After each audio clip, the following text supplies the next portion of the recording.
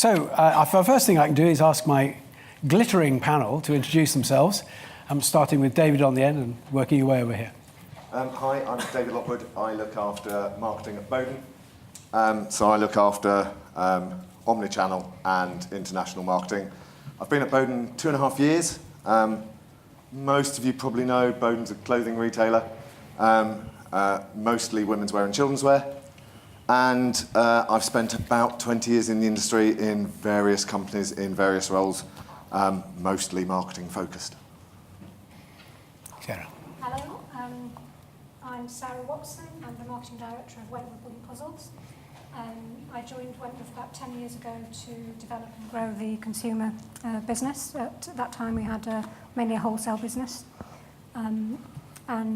We design and manufacture our own niche brand of wooden jigsaw puzzles.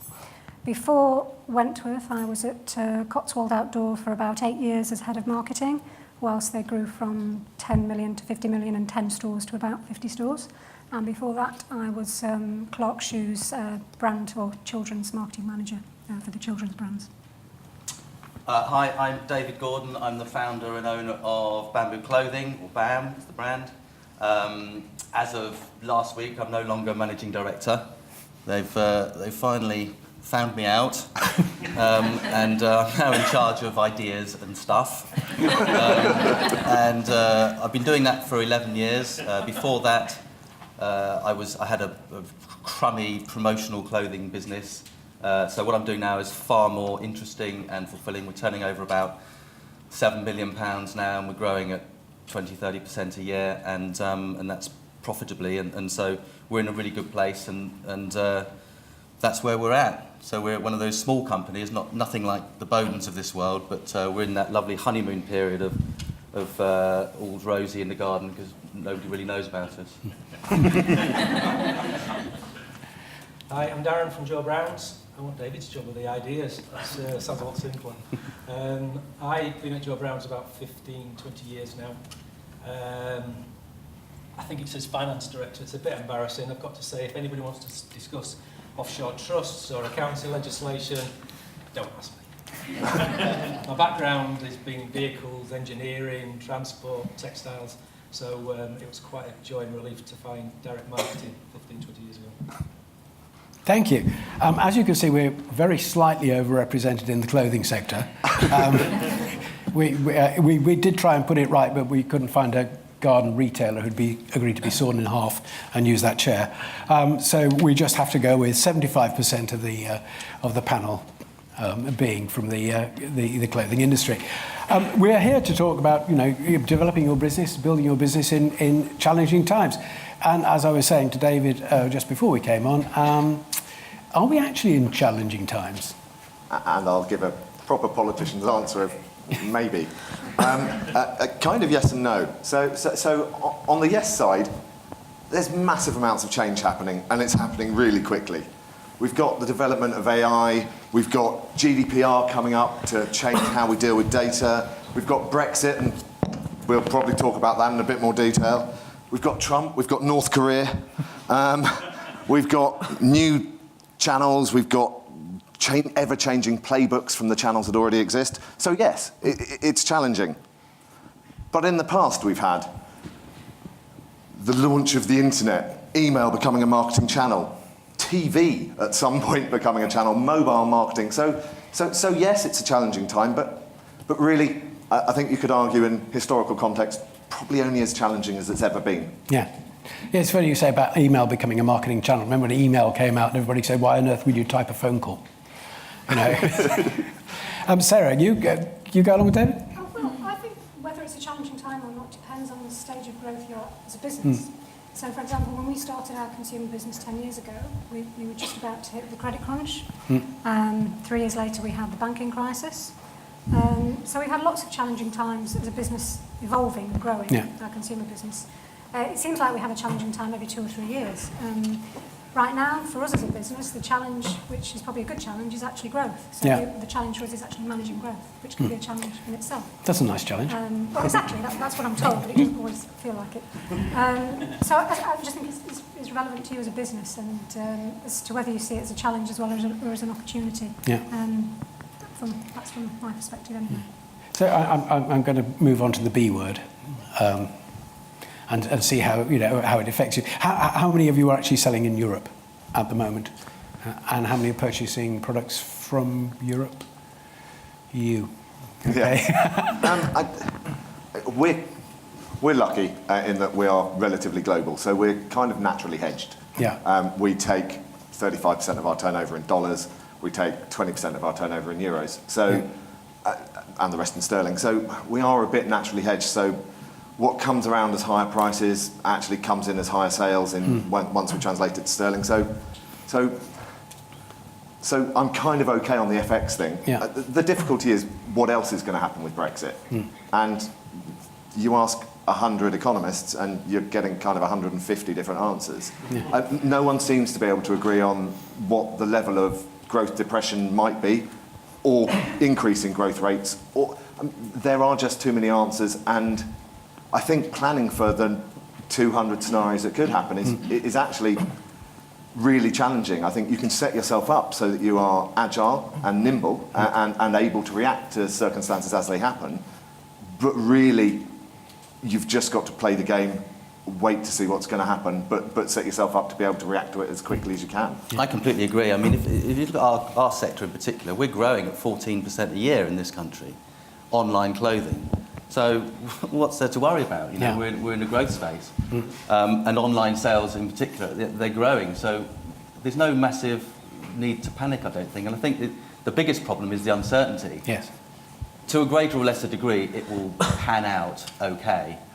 I'm sure, in one way or another, but in our particular area, in our world, it's growing anyway, and so I think, like David says, being nimble, being flexible, whenever you have a recession, everyone has to sharpen their pencil and think about everything, and that's a good process because it forces you to be better, to be smarter, and we're not in a recession place, but we're in that place where we're thinking, oh God, so it's forcing us all to be a bit sharper and a bit smarter, and that can only be good. But I don't think there's going to be... There's no falling off cliff scenarios that we see. No. I mean, from our own business point of view, we have we have a 2-season process, and we kind of charge but be ready to retreat if needs be, and retaining that flexibility is that's what we've been doing for years anyway. And Darren, I mean, have you made any kind of contingency plans against this thing that we don't know what it's going to look like? Not a thing. No thing. Thank you. Let's move on. I think we talked about challenges in the previous question. There's enough challenges out there without trying to play a chess game when you don't even know what the rules are yet. So I think we just have to be flexible. We have to be able to adapt quickly. Yeah. But until somebody tells us what those rules are, there's no point trying to anticipate them. Yeah. I mean, we've changed our habits a little bit. I mean, we've become a lot more averse to foreign exchange risks. The days when we used to say, well, let's just leave it a bit longer. As soon as we get to purchase orders are placed, we'll forward buy that currency. The fortunate position we can do that, so that helps us. The future, it's going to increase administration costs, there's no doubt about that, just legislation always does. Cross-border transportation, all the paperwork that goes with it. And on a more flippant note, when it first happened, the most immediate thing we did is took all our employees who voted for Brexit to one side. We started a re-education process. If that didn't work, we went to segregation, victimisation, and if that didn't work, then we sacked them. Yeah, having followed the full European procedures. Of course. Yes. Yeah. So they're still working for you, basically. Well, for us, our income mix is not dissimilar to Boden's, but a lot less in terms of sterling and dollars. Pre-Brexit, our strategy was to grow sales in the US, so we've not changed anything there. We're spending a lot of time thinking about when we sell our dollars that are in our dollar bank account, and we do a forward sell. So there's just a lot more conversations that are going on around how we deal with the currency. There aren't many suppliers that we buy into. We're lucky in that respect from Europe, so that any loss on that side is completely outstripped by the gains that we're getting on the dollar at the moment. That said, having just done a 5-year plan, we can see that if we tweak the exchange rate in the wrong direction during that plan, how much our profit plummets. So Yes. You have to keep your eyes open really and just be aware. Okay. I mean, times are changing in as much as we are seeing new entrants come into the market from different... My business is taking pure plays into catalogues, taking retailers into online or online. A lot of people are moving into retail now. I mean, there's 2 people within this room who are opening their first stores, are there not? Darren. Yeah, after many years discussing it at every single board meeting and deciding we didn't have the inclination, the talent, whatever is needed, we finally took that step about 9 months ago, signed up to a very expensive lease for 10 years, because as you do when you go into retail, you always test it first. We've gone into prime location, right opposite the new Apple store, so that is one good thing that's going to help us, because if we can't get footfall past there, we've got a problem. But it's been an exciting challenge, I've got to say. After years of being in the same business, and I was saying earlier on that somebody asked you a question about direct mail, about e-commerce, it tends to be second nature, whereas retail, I'm saying, just give me a couple of days to think about that, because you have to rethink everything. But for us, it just seemed like the final challenge. We've worked in the e-commerce, we've worked in the mail order, if we can make it work in retail as well. We were very fortunate that we went through a process last year, or the year before now, which a big piece of commercial due diligence was done on our ability to work in the retail environment, and it came out ticks in the boxes all the way. So that gave us a great deal of confidence. And you've gone for a really cheap location yourself. We've also signed up somewhere incredibly cheap. We've gone for King's Road, which we opened also, sounds like it might be the same day, about 4 weeks' time. But we didn't think that was hard enough, so we also went into John Lewis 3 weeks ago. So yeah, I mean, with clothing, you know, we've still got half the market that's never bought clothing direct. People like to touch and feel with clothes. So giving yourself as many opportunities to put yourself in front of a customer as possible is kind of the way we're going. We also managed to dig out some board meeting minutes from 11 years ago that promised to open our first retail environment that year. So we've done ever so well. But yeah, it's making sure that you've got your finger in as many pies as possible, that you're being as nimble and agile as possible, and that you're continuously testing. King's Road is going to be an expensive test, but it is in effect a test. Yeah, I mean, at the moment, you know, there are new entrants into every business because people are doing exactly as you are. So you're getting conventional bricks and mortar retailers, you know, moving into your space. And you know, what is your kind of, you know, imagine being a food retailer in the United States who see Amazon buy Whole Foods and then reduce prices by 46%. You know, what is your oh crap moment? You know, I don't necessarily. I was going to give David that one actually. The other David. I don't know what the oh crap moment would be. A major player coming into bamboo clothing would be brilliant for us because we're kind of all over Google rankings and. No, I mean, in terms of opening up shops, going down that road, that's not our plan at all. We're looking at the international side of things. Yeah. I don't see any oh crap moments. Maybe that's the problem. Maybe there's loads coming up. That's why you've been given the job, isn't it? Yeah. Sarah? Oh gosh, I think it's easy to get complacent when you're a niche brand. And there are some barriers to becoming what we are now in terms of how we manufacture our goods. It's quite unique what we do, and was developed over many years by the founder. So I think my oh crap moment would be if we have two main competitors in the US and one in France.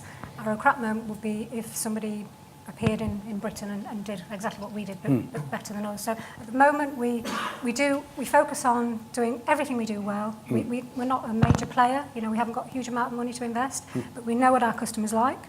They like the products, they like good customer service, and as long as we deliver those things and focus on those things, and that's what's important to us. What's important to our customers is what's important to us. That's what we try and focus on.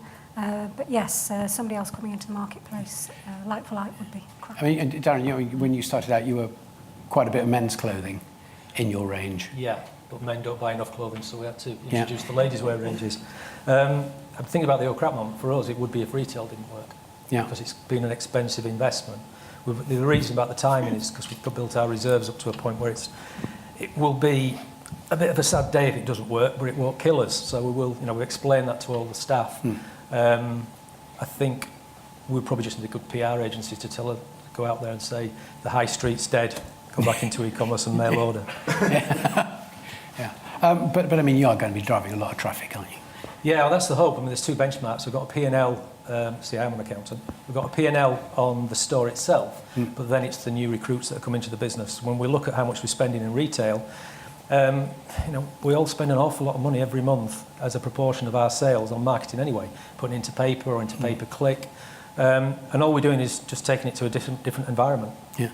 And David, you have plans to be the billion-dollar business? It's certainly building towards that direction. And for me, there's a bit of a distinction between a billion-dollar business and a billion-dollar brand. Yeah. As a brand, you'll be a stronger, more robust. It's about developing a point of view, maintaining that point of view, and standing for something. And if that is what you are, and if that's how you look and feel, then it's very difficult for competitors to come and take that away. You have to remain relevant, and you have to keep watching out that you are up to date, that you're on trend, that a whole number of things. But actually, that point of view is what stops us having quite so many oh shit moments, really. Yeah. It's spotting that need. So it's not keeping up with your competitors. It's actually working out what your competitors aren't offering and finding out if you can fill that space. Yeah. And doing everything that little bit better. It's trailing through your email comms plans and saying, have we got a nursery program that works for all stages of customers, for all parts of the environment? Are we contacting customers in the right way at the right time? And so it's all of those little things that add up to being a much kind of bigger picture as to the kind of the brand and the face you want to put in front of the public.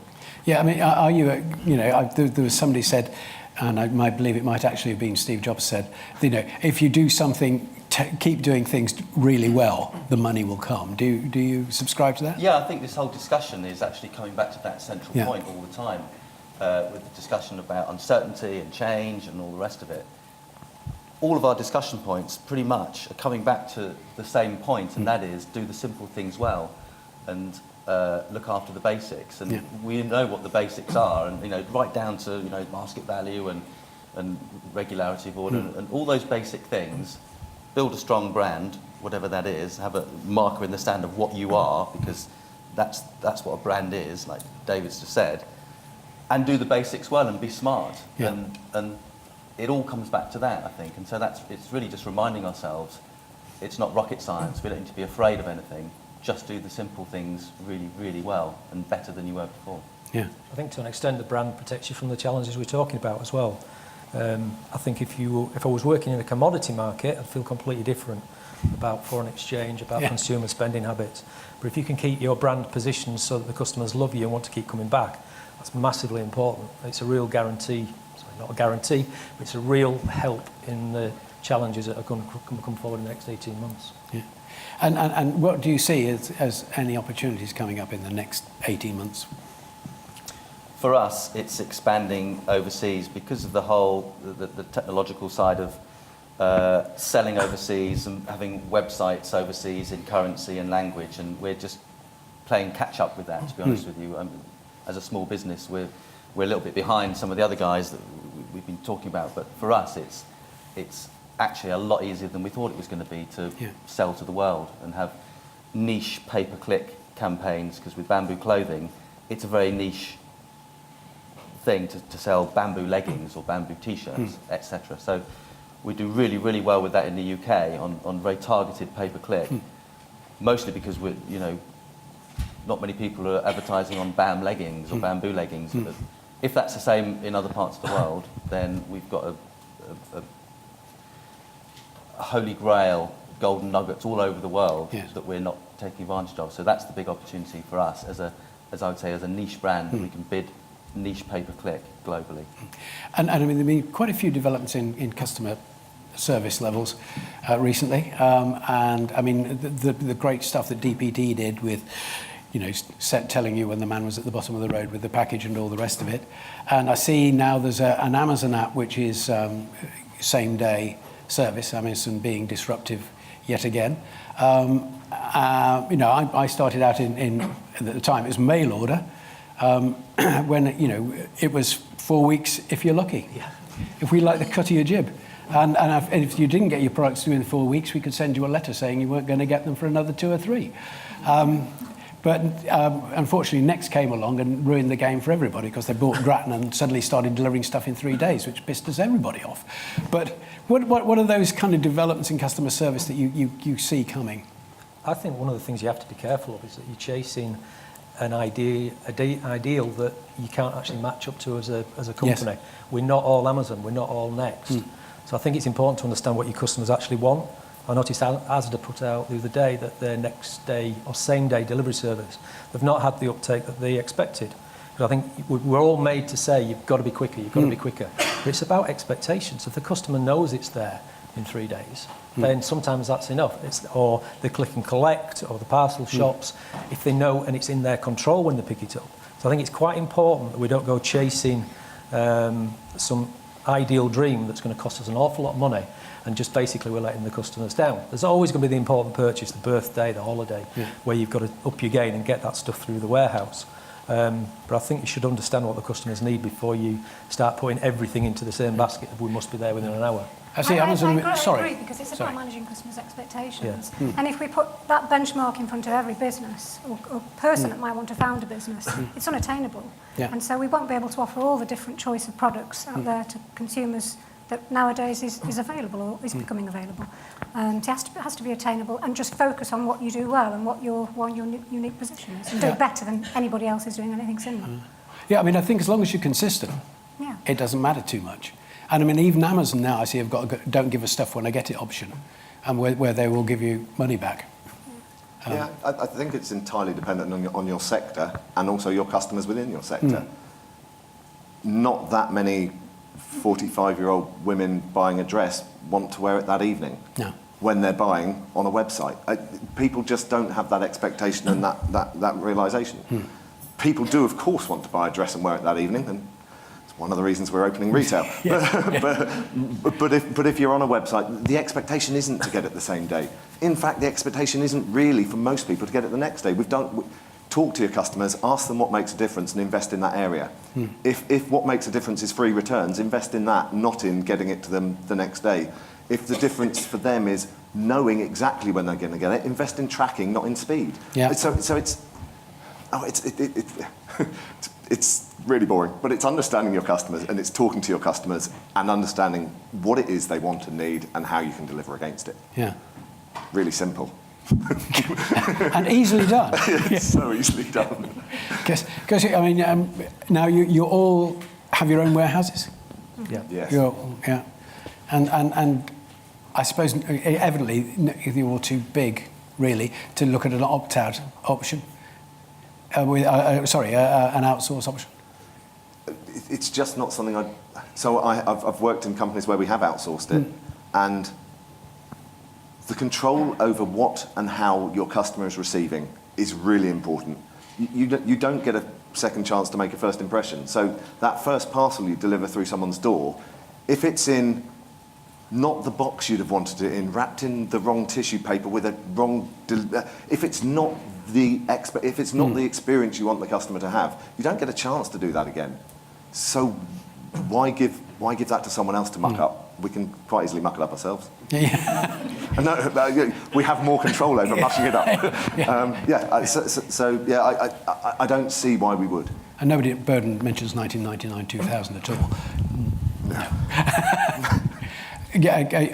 You're of the same view? Absolutely. We have our own call centre, our own creative department, our own photography studio. The reason is because we're all control freaks. We want it to be right for the customer. Yeah.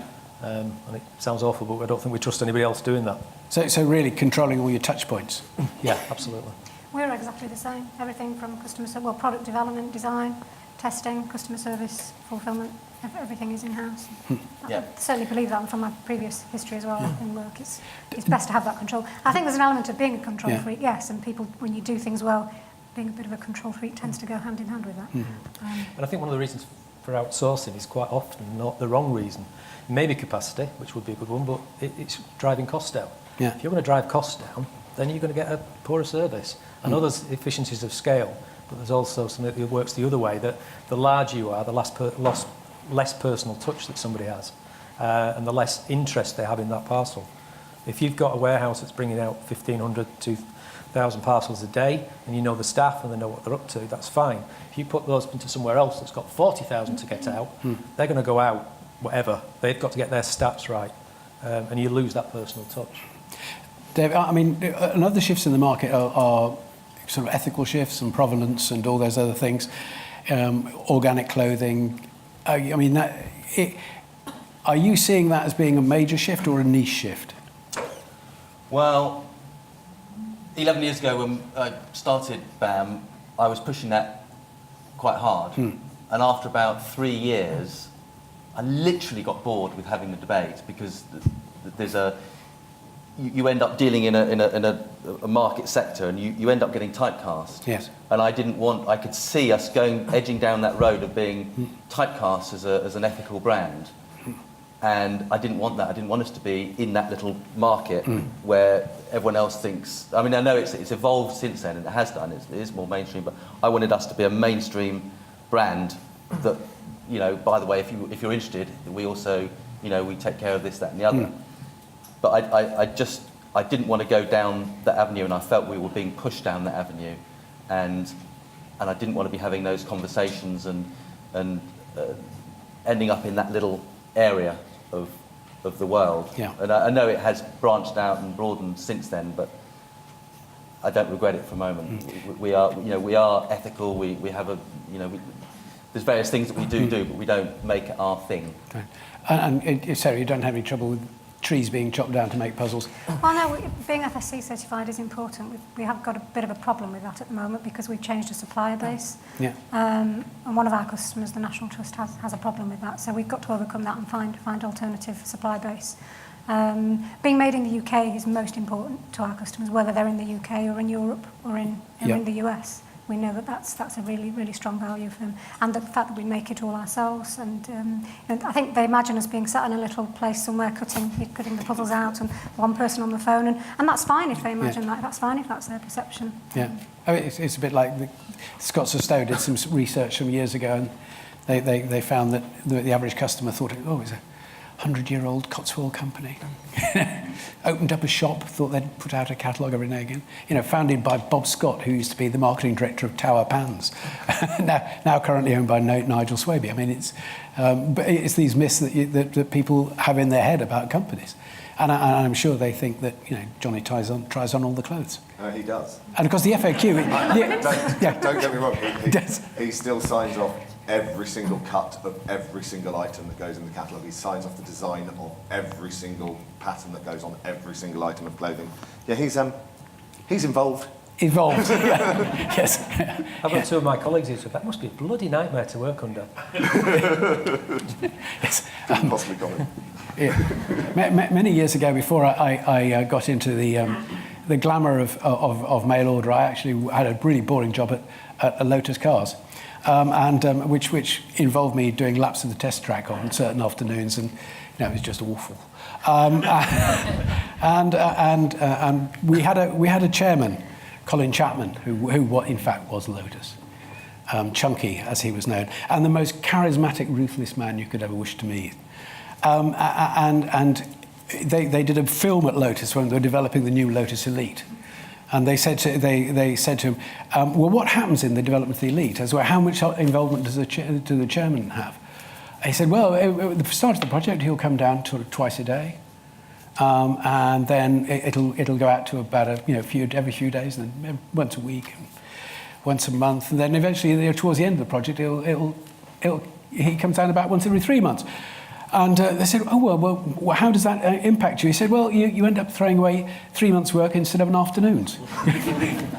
So I can imagine your problems.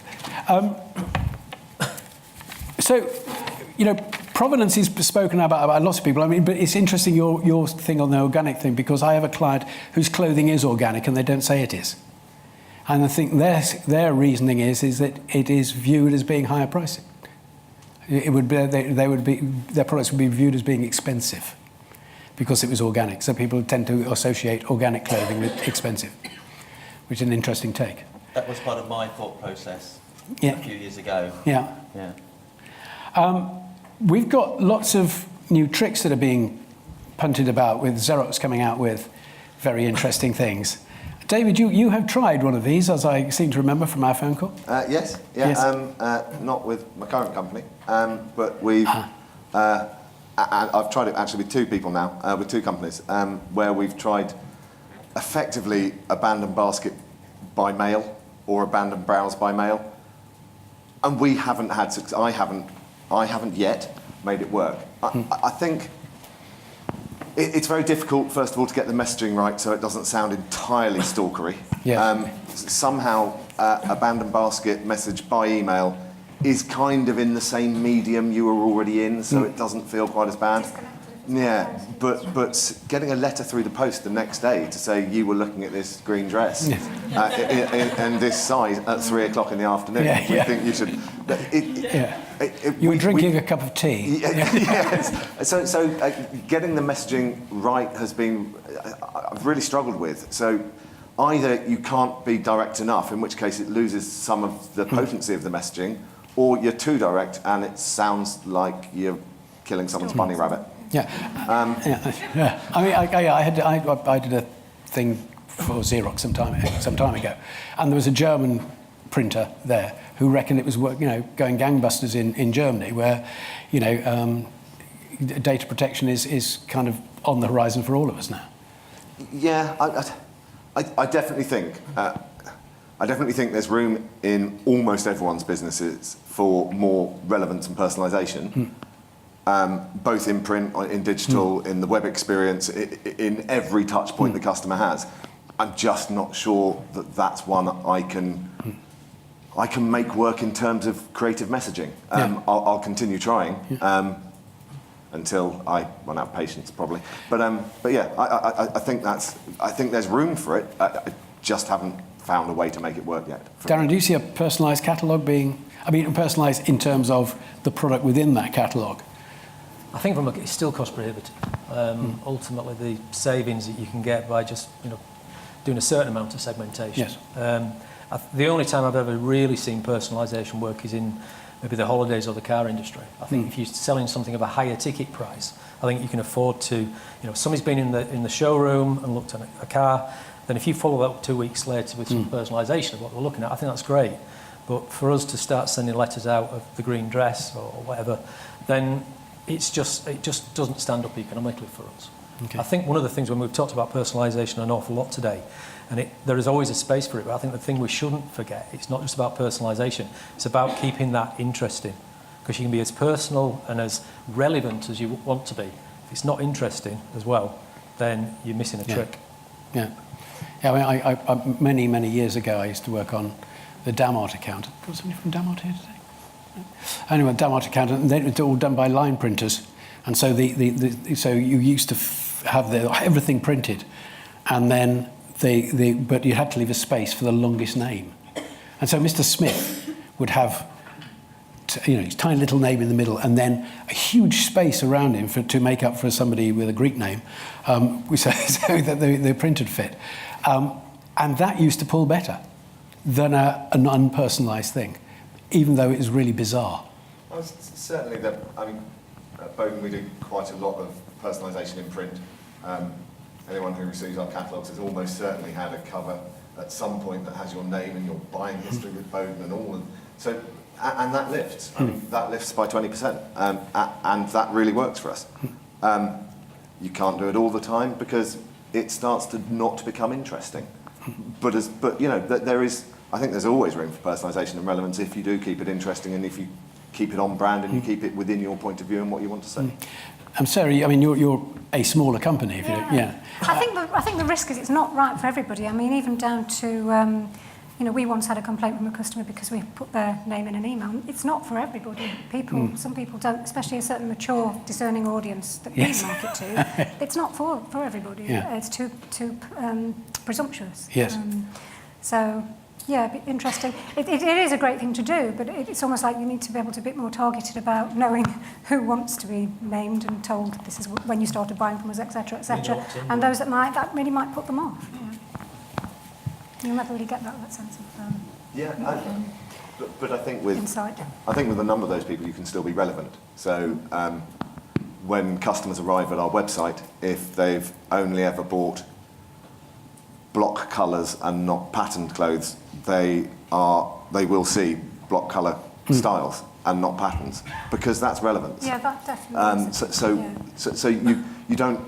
It doesn't have to be purely made. one-to-one. Absolutely. Is that an SLI trick?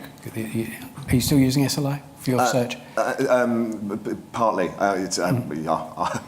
I won't go into how our website's won. It's not a good thing. Okay. Takes too long to think about without using hands. Do you personalise your site experience? No, but it screams out. It seems so clear and obvious that that's what we ought to be doing, and that's where our focus needs to be on moving forwards. Because, you know, you look at the amount of catalogues flying through letterboxes, the number of emails that we were talking about this morning, which was just incredible. There's so much stuff flying at people, so relevance is only going to become more and more important and relevant. So, yeah, completely agree, but still figuring out how to go about it. But I mean, personalisation only works if you get it right. Yeah. And it's a big risk. I mean, House of Fraser are convinced I'm a woman. You should stop buying dresses. Yeah, I know. I mean, it says, "Dear Andrew, do you want these dresses?" And I'm thinking, perhaps not this week. But you know what? There's so much personalisation that can be done, like we were saying, without actually saying anything. Yeah. You just put in front of them what you know, according to their behaviour, they're going to like. So it doesn't need to be creepy or get Can stuff be wrong. more subliminal than that and still be relevant. Yeah. So you know, if you're saying to people, okay, times are tough, what do you do? What's the first 3 things that you would do to your data to make it, to get the best out of it? I'm going to start with you, Darren. That wasn't a list of questions, was it? No? 3 things you do with your data. What are your top 3 tips on data? Oh, data cleansing. OCD. When we first started, we used to have around about 10,000 customers. I used to sit there on a weekend going down and making sure all the addresses were formatted. You are an accountant. Yeah, I am an accountant. So data cleansing is massively important. Salutations, just making sure that everything's right. Back to being accountancy again, make sure the address formatting's right, because it costs you money if it's not. I think when things start getting tough, I think it's not to be too afraid. I mean, if you can afford to, just keep on marketing, because ultimately it will come right. For as long as your product's right, and as long as your message is right, then it will come right eventually. You can't cater for every single turn in the economy. It is a numbers game. That's what direct marketing's about. Yeah. This adage a while ago is how many catalogues should you send somebody? The same person who receives a catalogue on the 1st of March, who has just crashed the car on the way home from work, and that same person on the 1st of April who's just had a really good day at work and had a pay rise, they're going to have 2 completely different spending habits. So you've got to, it's still a numbers game to an extent. Yeah. And actually hitting people time after time after time. I mean, Mars don't get to January the 1st, show one ad and go, that's it, lads, for the year, do they? Marketing is about making multiple contacts. Sarah? Oh, gosh. Because you are, I mean, this must be a really good time of year for you. It is a fabulous time of year. 2 years ago, it wasn't such a good time of year. And in talking about data, one thing, it's not just about the customer data, it's about all the data within your systems. Yeah. And for a small business just starting out and trying to be quite sophisticated in the systems, we'd introduced a new ERP system. And it's not just about customer data, it's about the people and the processes that contribute to the accuracy of that data. So we had a system where we got to the end of the year and we thought we had a certain amount of stock on the shelf, and in reality we didn't. We had a bit of a perfect storm. Our marketing also worked better than we thought it would.